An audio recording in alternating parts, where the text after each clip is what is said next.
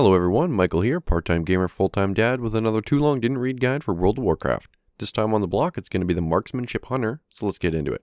A quick warning before we do start, this is simply a basics guide and my recommendations for a new Marksmanship Hunter looking to get a feel for the class. As an aside to that, this guide will not take into account legendaries which can seriously impact your playstyle. So with the Marksmanship Hunter, they seem to fit best into a single target role but can also do cleave area of effect without losing that single target damage. Marksmanship Hunters can also be very good in AoE, but it requires an entirely different spec. Marksmanship Hunters don't need to rely on a pet, which is nice as your damage will not be affected by your pet's poor positioning, but instead by your missteps in movement. As with every too long didn't read, we're going to start off with the talents. I'm going to lay out here a pretty standard Marksmanship Hunter layout for single target that will best help you get a good feel for the class.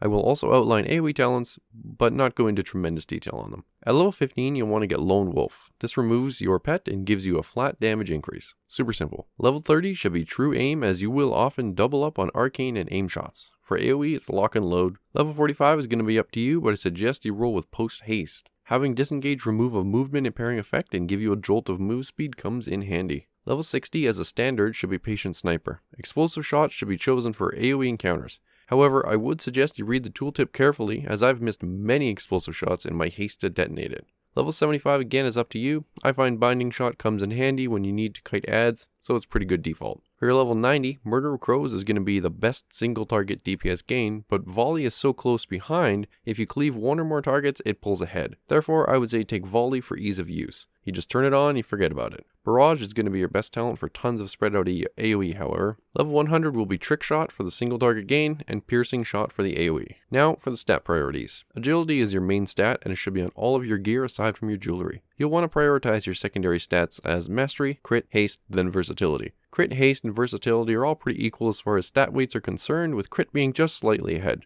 As long as your main target is Mastery with Crit, you should be fine. For your gems, you'll want the plus 200 Saber's Eye of Agility in one socket, and plus 150 Masterful Shadow Fury gem in the remainder. Your relic choices should be Quick Shot and Marked for Death as your two main to aim for, while Windrunners, Guidance, and Precision are both good third choices as they impact the same ability just in different ways. As for your enchants, you'll want Mark of the Trained Soldier on your neck for the Mastery proc, plus 200 Agility on your cloak, and 200 Mastery on your rings. For your consumables, you'll want to use the Flask of the 7th Demon for the increased agility, the Fish Brule special for single target fights, and Nightborn Delicacy Platter for AoE. Your potion choice should be Deadly Grace. It's easy to stay away from your target when you have the longest range in the game. It's never a bad idea to roll with a few ancient healing potions as well. So the playstyle of the Marksmanship Hunter is very proc based and thusly it's hard to give a good rotation. Instead, I'm going to attempt to outline some best practices that can apply to most scenarios. One super important thing to remember is focus management. You want to make sure you're never capped, but also you don't want to starve yourself for when your vulnerable debuff is on the target.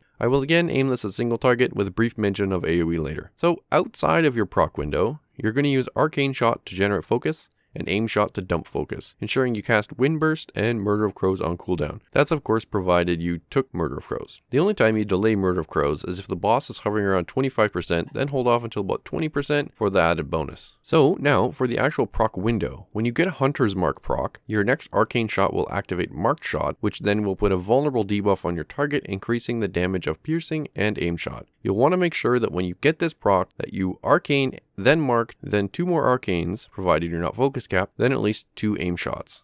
You want to make sure that if your target has Vulnerable up and you get another Marked proc, that you hold it until Vulnerable is up as to not waste the uptime on the debuff. For AoE, provided you picked the talents above, you simply replace Arcane Shot with Multi-Shot, cast Barrage on cooldown, provided it will hit at least 3 targets, cast Explosive Shot on cooldown, and cast Piercing Shot when you have 100 focus for maximum effect. Additive to that, make sure your target has Vulnerable on them as it increases Piercing Shot damage. You still used Aim Shot as a focus dump in between, and will still use Wind Burst on cooldown. A Marksmanship Hunter really only has one cooldown to worry about, and that's True Shot Aura. This increases your haste by 40% and makes each Arcane Shot proc Mark Shot regardless. Essentially, you want to use it as many times throughout the fight, as the haste it gives can be incredible for your focus regen. For utility, the Marksmanship Hunter has a few spells that are definitely noteworthy. Firstly, we have Disengage, which will launch you backwards and is good for dodging mechanics. Secondly is Exhilaration, which is a nice little heal that can help out with, well, your healer's mana. Thirdly, we have Aspect of the Turtle, which is a damage reduction ability which makes you unable to attack during its time, so be wary of when you use it. Fourthly is going to be Misdirection, which will transfer all new threat you generate to your mark's target. And lastly is Countershot. This is going to be your interrupt. Generally melee do the interrupting, but it's worth noting. If I didn't mention something here, odds are it's extremely situational or just not very useful altogether.